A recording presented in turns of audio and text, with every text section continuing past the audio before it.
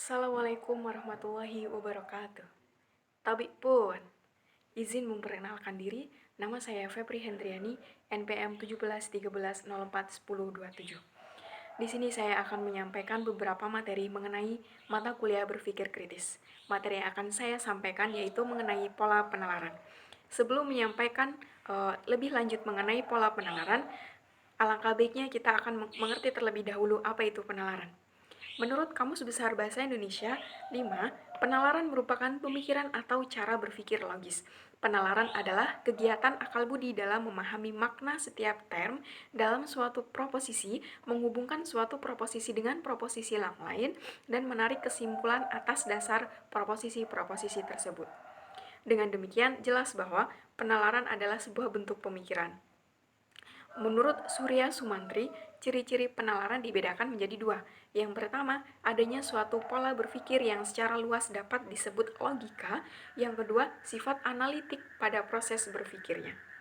Dalam buku Fisher-Alec tahun 2017, halaman 32-38 membagi pola penalaran menjadi 5. Yang pertama, kasus yang paling sederhana. Kasus yang paling sederhana ini terdiri atas alasan satu langsung ke kesimpulan. Contohnya, sudah mencapai 127 lebih warga Indonesia terkena virus corona, sehingga Presiden Joko Widodo menghimbau warga Indonesia agar tidak beraktivitas di luar rumah. Pola penalaran yang kedua yaitu memberi alasan berdampingan. Memberi alasan berdampingan ini merupakan nukilan penalaran yang sedikit lebih kompleks, yaitu terdapat alasan satu, kemudian ditambah konjungsi dan, kemudian dilanjutkan alasan 2, kemudian dilanjutkan konjungsi sehingga kemudian ditarik kesimpulan.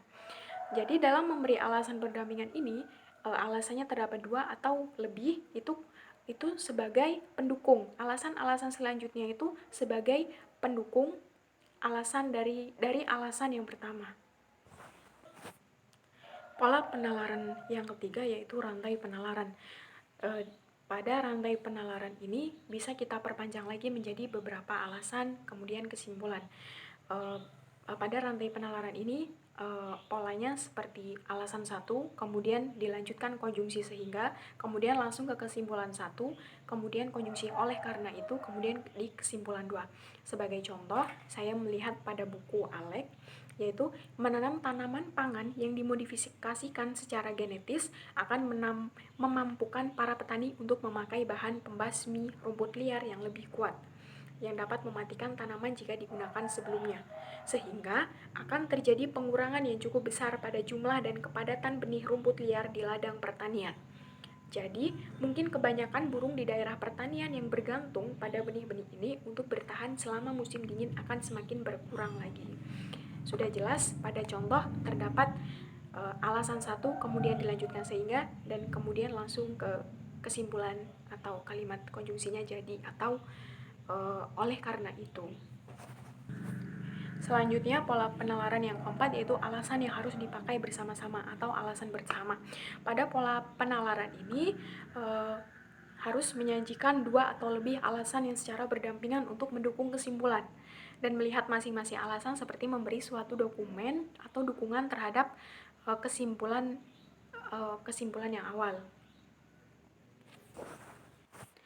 Pola penalaran yang kelima yaitu pola penalaran yang lebih kompleks. Dalam pola penalaran ini kita bisa mengekspresikan argumen kita sedetail mungkin apa yang kita tahu.